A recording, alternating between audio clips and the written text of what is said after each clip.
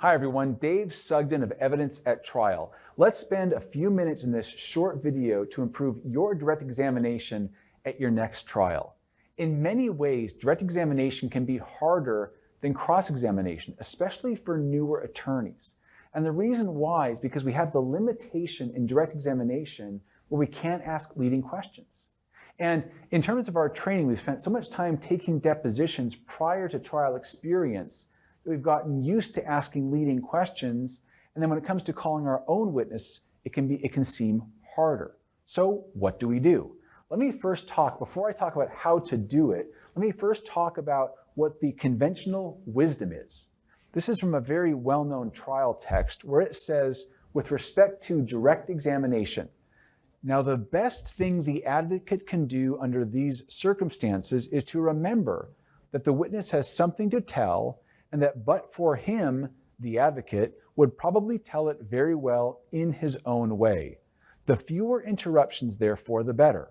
And the fewer questions, the less questions will be needed. Watching should be the chief work, especially to see that the story not be confused with extraneous and irrelevant matter. And so then what this text does is it talks about how we're supposed to ask questions on direct.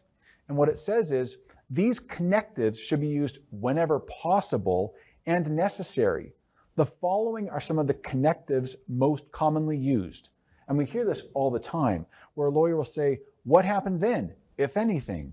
What did you do then, if anything? What did he do then, if anything? What occurred then, if anything? What followed then, if anything? And we've heard lawyers talk like this. Have you ever heard anyone else talk like this? No, it sounds weird and it's not very helpful.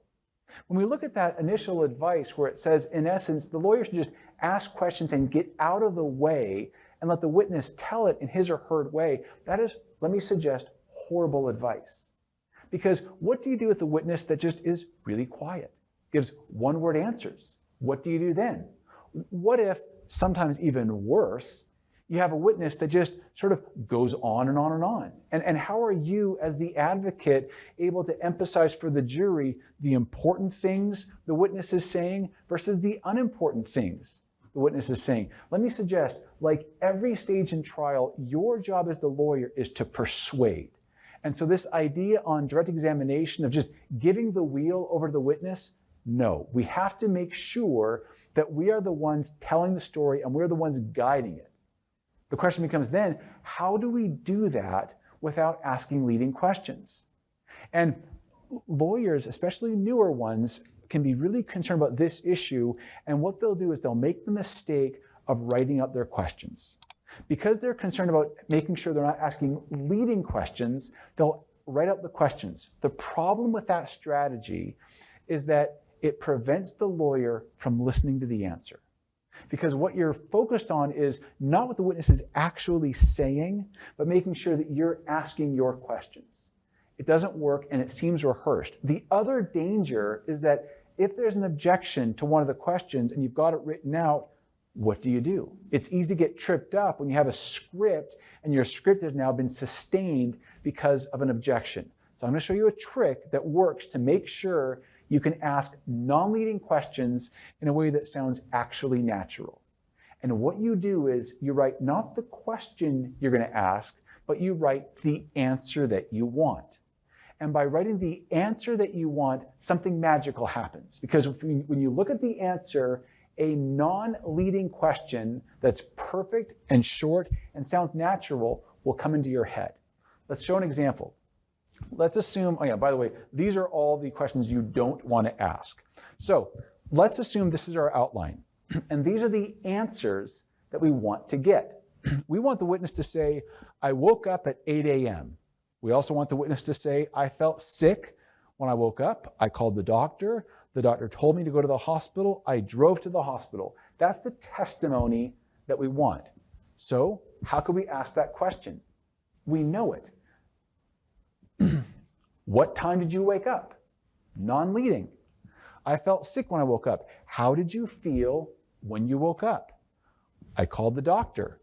Did you call anyone? A non-leading question, and you know what to ask based on the answer that you want. The doctor told me to go to the hospital. Did the doctor tell you to do anything? You want the witness to attest that he or she drove to the hospital. Where did you go? All non-leading questions that seem much more natural and non-lawyerly. The next thing we do is, how do we make this persuasive?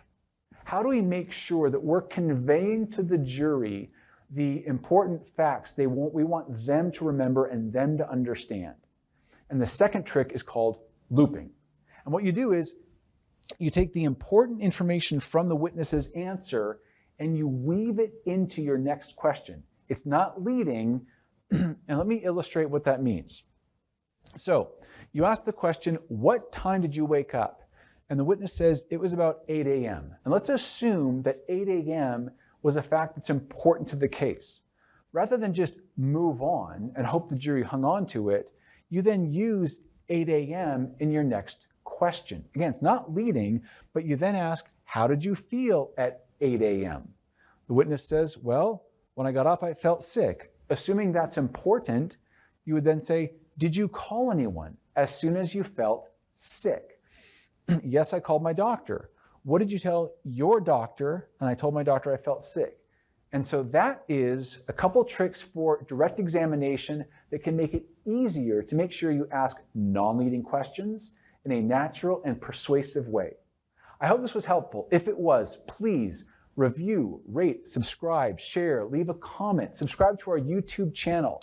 Also, check out evidenceattrial.com, where we have online courses where we do a deep dive on these rules of evidence and strategies to make you a better lawyer for your next trial. Thanks for watching.